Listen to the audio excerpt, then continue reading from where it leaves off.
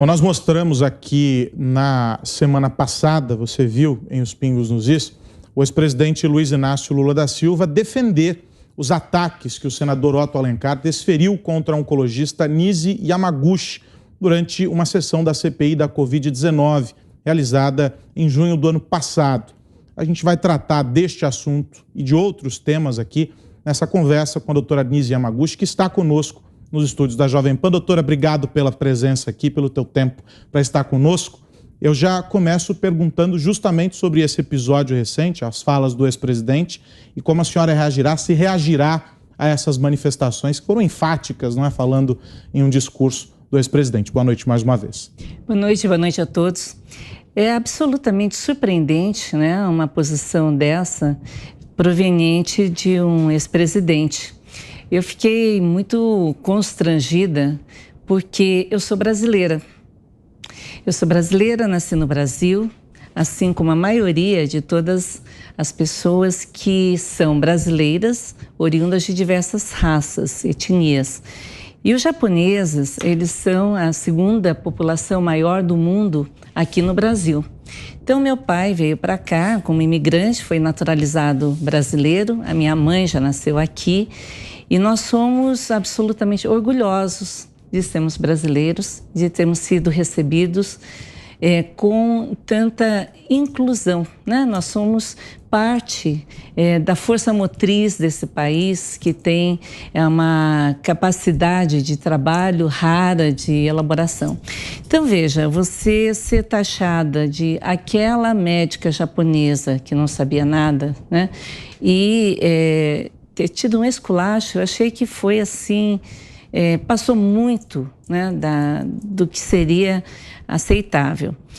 Uma coisa que a gente percebe, assim, é que na política do vale tudo, as pessoas esquecem as trajetórias. Porque eu estou há mais de 40 anos trabalhando em medicina, tenho várias especialidades, não quero dizê-las todas, mas assim, há mais de 20 anos eu atuo em todos os governos, ajudando no que eu posso. E me surpreende muito quando a memória das pessoas não prevê isso. Então, nesse momento, assim, em que o país passa por tantas dificuldades econômicas, sociais, temos uma guerra no mundo, acho que é a hora das pessoas baixarem o tom. Porque, de verdade, é um absurdo que haja uma guerra fratricida entre pessoas do mesmo país em prol de alguma questão que não é exatamente justa. Por exemplo, o que foi essa Inquisição, o que foi esse absurdo que aconteceu quando eu fui inquirida, sendo que eu fui lá voluntariamente. Eu me ofereci para explicar o que estava acontecendo no Brasil e para garantir a autonomia do médico e a autonomia do paciente. E aí, para minha surpresa, uma coisa que aconteceu de uma forma tão absurda, não é? Tão assim grave, ser assim homenageada publicamente, né? Então eu acredito que houve ali um equívoco muito grande. E a minha ideia com relação a isso, eu já tenho uma ação que eu entrei contra o senador que me acusou, os dois senadores que tiveram essa ação, houve 400 advogados que fizeram. Eu não queria cair num infinito de ações, porque eu acho que por isso que eu vim aqui. Eu vim aqui para conversar com o meu Brasil, conversar com as mulheres que precisam ser respeitadas, conversar com as diversidades de raças que precisam ser incluídas. Nós temos um país plural e eu acho que é em prol disso que eu tenho que defender o respeito mútuo, a hombridade daqueles que têm naquele momento o microfone e que não podem falar de uma maneira leviana sobre as pessoas, principalmente porque eu respondi adequadamente a todas as questões, que não deveria até, porque elas não foram bem formuladas, e porque, assim, o objetivo nosso, esse tempo todo, em 2 anos de pandemia, é salvar pessoas, salvar vidas. Então, é uma situação, assim, totalmente fora. Existe um estudo com relação à injúria racial, porque você não pode chamar aquela toda uma raça, né? Tem um sem número de coisas que podem ser colocadas juridicamente. Mas eu optei por vir aqui para conversar e ouvir do nosso Perfeito. povo e de vocês, até eu tomar decisões com relação a tudo isso, e queria realmente dizer que o Brasil não tolera esse tipo de agressão contra as pessoas, principalmente, eu tenho mais de 60 anos, então estou dentro do Estatuto do Idoso, descobri isso na CPI, eu quero ver até 120, mas assim, no Brasil até 60, né? Você entra no Estatuto. Eu vou aproveitar então que a senhora veio aqui para essa conversa e distribuir a bola entre os nossos comentaristas, para que todos consigam fazer também as perguntas. Eu começo pelo mestre Augusto Nunes. Para a gente entender que tipo de sentimento, né, ocorre a uma pessoa que viveu o que a senhora viveu, como a senhora se sentiu ao ser ofendida? Toda ofensa é desagradável. A senhora foi ofendida por um corrupto presidente da CPI e agora por um ladrão condenado, como é o Lula. Como é que a senhora se sente sendo ofendida por pessoas assim? Veja, eu me sinto como todas as mulheres do Brasil que se sentem agredidas também, porque a grande maioria das mulheres que foi vítima de violência doméstica agora, não tinha exatamente alguém ali do lado que pudesse passar por todas as questões, né, todas as provas. A outra questão é que, assim, isso foi utilizado politicamente. Então, aí existe um problema maior, porque no momento em que você tem um chamado que o público da Bahia vai ficar muito orgulhoso e que muitos votos virão, é uma coisa que está ali num ambiente ainda extemporâneo, né? Nós não temos ainda uma campanha, nós teremos uma campanha a partir de agosto, estamos numa fase... A senhora é candidata? Eu sou pré-candidata ao Senado pelo Estado de São Paulo, pelo Estado de São Paulo. Pelo PROS. Perfeito. Né? Deixa eu passar então a palavra para Ana Paula Henkel. Ana? Muito boa noite, doutora Nise. Acho que antes de mais nada, a nossa solidariedade, a minha em particular como mulher, a senhora, além da médica exemplar, né, tantos trabalhos publicados, mostrou um exemplo de liderança raríssimo dentro dessa pandemia, que mostrou quem realmente estava apto e decidido a salvar vidas e não entrar em jogos políticos. Então, aqui deixo a minha solidariedade e parabéns ao espetacular trabalho da senhora, doutora Nise. Doutora Nise, nós temos que sempre olhar para frente, né? Olhar para o futuro, mas eu acho que a gente não pode deixar de esquecer e trazer eventos importantes do passado, já que o brasileiro tem uma certa tendência também de ter a memória um pouco curta.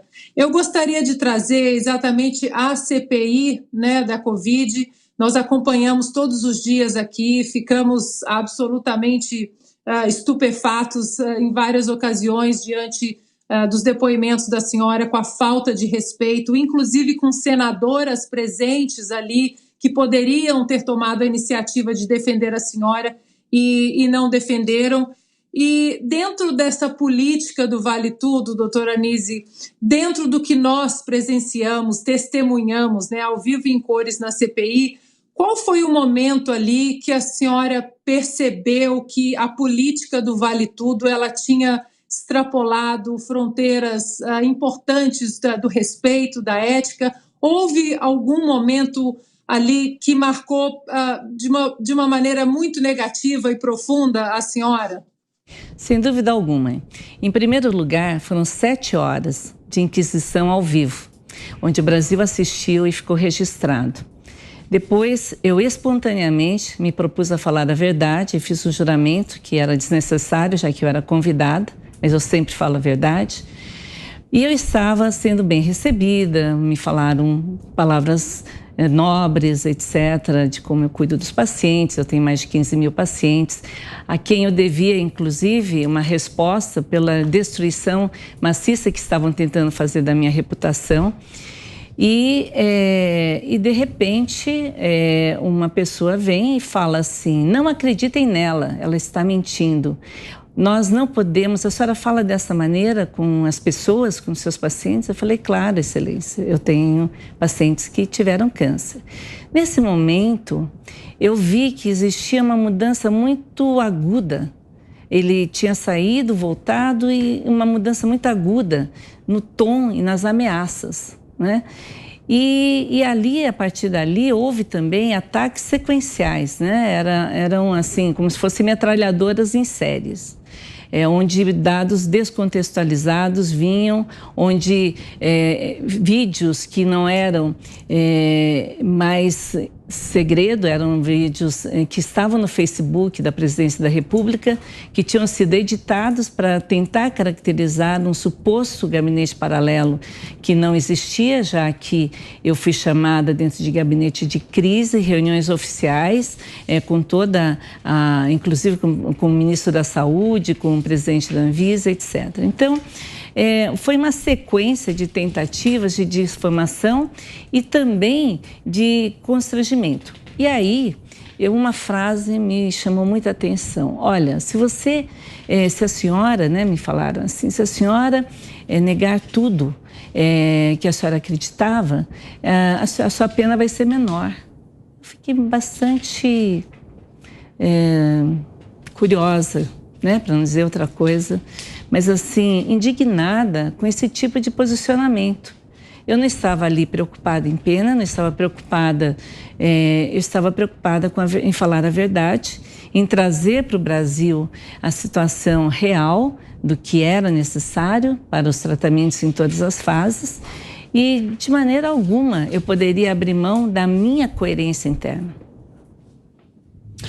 Fiuza, deixa eu ouvir a sua pergunta para a doutora Anísia. Doutora Anísia, boa noite. Eu entendi, então, a senhora dizendo que a sessão caminhava num determinado tom, numa determinada maneira, e, de repente, lá os responsáveis pelo interrogatório, no que se transformou, saíram e voltaram em outro tom. A senhora tem alguma hipótese? A senhora acha que houve um comando, algo assim? A frase que me chamou a atenção ela está convencendo as pessoas. Quer seja, e em outro momento, uma senadora falou assim, nós não podemos chamar médicos porque eles convencem as pessoas. Gente, não se trata de convencimento, se trata da opção ao contraditório. Quando só uma verdade vale e quando ninguém pode falar nada a respeito, tanto é que, por exemplo, eu não estou citando o nome de nenhum remédio, não estou citando nenhum tratamento em que fase se encontra. Por quê? Porque existe uma censura, né? E eu estou aqui pela liberdade de falar, de ser ouvida, e aí agradeço a vocês, pela liberdade de expressão, pela liberdade de ir e vir, e aí onde existe uma ditadura sanitária que é absolutamente fora de contexto, já que se você morasse em alguns outros países mais desenvolvidos nesse momento, nós estaríamos já totalmente livres dessas coações. Então, nós estamos dentro de uma situação absolutamente segmentada, onde as pessoas de bem são condenadas por falarem aquilo que pensam que é correto ou por trazerem dados científicos, sim, bastante sólidos, pelas práticas médicas que acredita que sejam necessárias para um povo que está sofrendo de uma doença grave. Zé, a sua pergunta. Doutora Anísia, eu queria dizer aí sobre minha solidariedade às agressões que a senhora vem sofrendo, primeiro na CPI, depois em discursos, e vai ser assim, né? Quando a senhora age politicamente, e agora é uma política, né? Já se filiou e está trabalhando, evidentemente que a senhora vai encontrar adversários e aliados, né? Qual é a diferença? Até então a senhora era uma médica, né? Que tinha umas ideias sobre tratamento do novo coronavírus. Haverá alguma mudança de postura? Como é que é agora diferente a Anísia política? Eu encontrei uma palavra que é parlamentar sem mandato. né? Que talvez caracterizasse aquilo que eu vim fazendo nos últimos 40 anos. Eu criei uma das primeiras entidades de defesa dos pacientes com AIDS do Brasil, que foi na minha clínica, junto com a Epaminondas Mendonça, APTA. Criamos uma das primeiras entidades de defesa dos pacientes com câncer, distribuímos 200 mil manuais dos direitos que os pacientes tinham. Fizemos frentes parlamentares, Frente Parlamentar de Cancerologia, que eu criei com mais de 250 parlamentares que tinham tido câncer ou familiares com câncer, e aí lutamos pela identificação de fatos que poderiam ajudar as pessoas e quebramos algumas hegemonias.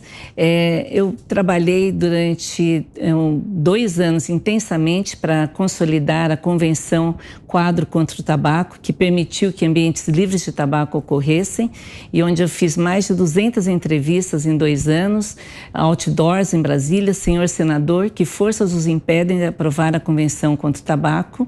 E, além disso, listas que foram publicadas pela Folha na época, de senadores que apoiavam e que outros que não faziam força para que a Convenção passasse. Hoje o Brasil é um dos países mais adiantados nessa área. Organizei vários congressos no mundo e fóruns de controle de tabaco na América Latina em diversos países. Então, assim, eu me sinto uma ativista de primeira hora, desde que eu sempre me preocupei com o social e com tudo aquilo que existe. Hoje, o que acontece? Eu vejo o Brasil como paciente, além da saúde. Vai para a infraestrutura, vai para a transparência, para a governança. Eu trabalhei como voluntária na Rede de Governança Brasil e da América Latina, responsável pela saúde, onde nós estávamos vendo todos os empecilhos para que houvesse transparência nas contas, para que houvesse uma melhoria da estrutura. Eu tenho uma preocupação com a parte sanitária, né? A parte de cuidados com esgotos, com água.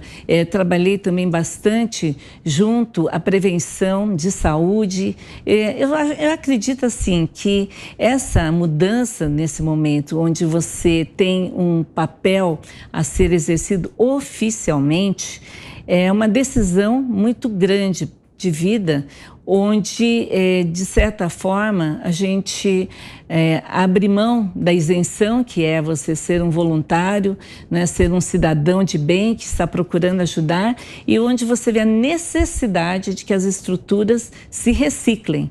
Nós não podemos aceitar mais que nós sejamos governados por pessoas que estão com essas características, fazendo não o que é o melhor para a comunidade, mas aquilo que tem, assim, uma série de vertentes e uma série de coisas que precisam ser revistas.